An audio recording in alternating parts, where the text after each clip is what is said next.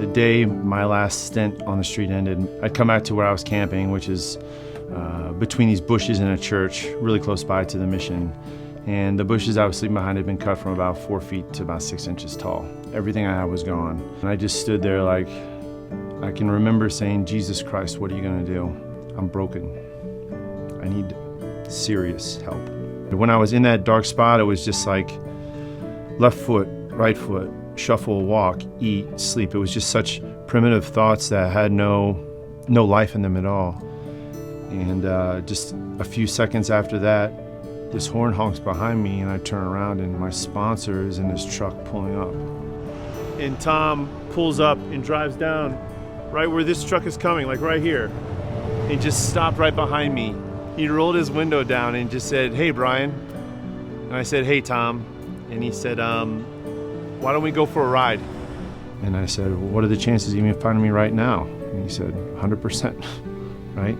And that's just how it works. I said I wanted to explore the depths of this. And when I got to that bottom, when I was at the point where I was totally defeated, the lifeline came for me, right? A guy who I know loves me, who wants the best for me. And he was there at the right time. And he had been there before, looking for me in that same spot. But it just so happened that was the day I showed up. It was awesome to know that there were people out there looking out for me, even if I wasn't looking out for myself. I spent 6 months living in my car. I was 15, and I've never felt so alone in my life. Being homeless and living out of your car is like camping without first planning for it. It's like camping without having the resources. I was in a place that I didn't know where to come up from, because for me to make a change or to come up from where I was required a lot of help. At my lowest point, when I found that I needed help, there was nobody. There was nobody that would answer my phone calls. There was nobody that was willing to step in and to take me from where I was. And my place happened to be a very, very horrible place. I came to a place where I had to choose. Either I wanted to live or I was going to let my circumstance kill me. And in that, I had to make a choice that I had to tell somebody that I needed help. It was hard to get to the mission and to ask for help. That took action on my part. For it to get to that action was a horrible, horrible thing. And when I did that, when I was able to walk into the mission and say that I needed help, it was the hardest words to ever come out.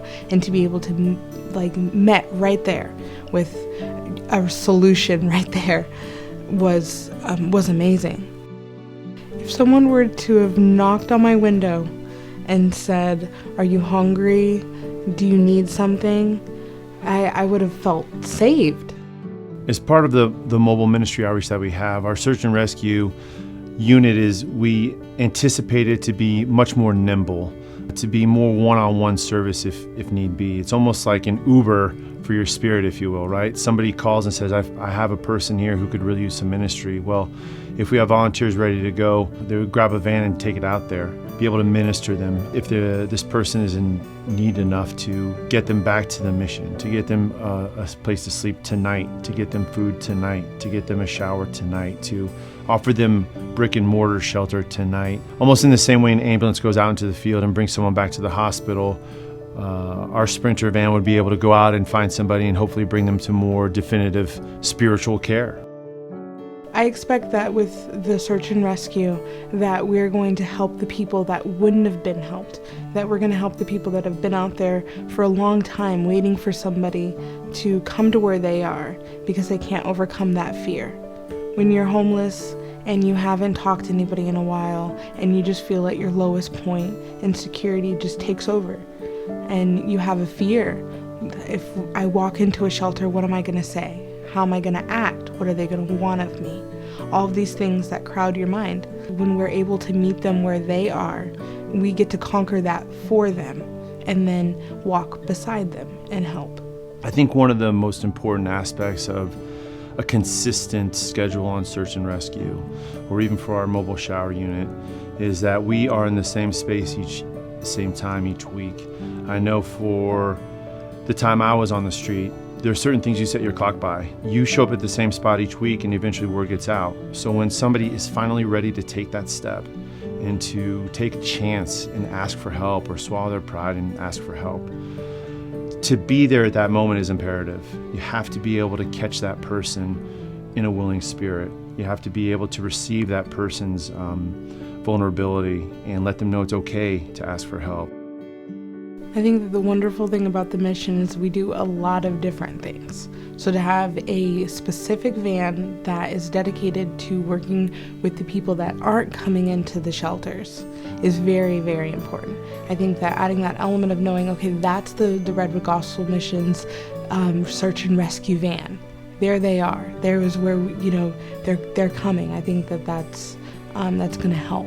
I think that the Sprinter van, the search and rescue that we're doing, can help ease some of that. We're not just ministering to these people on the street.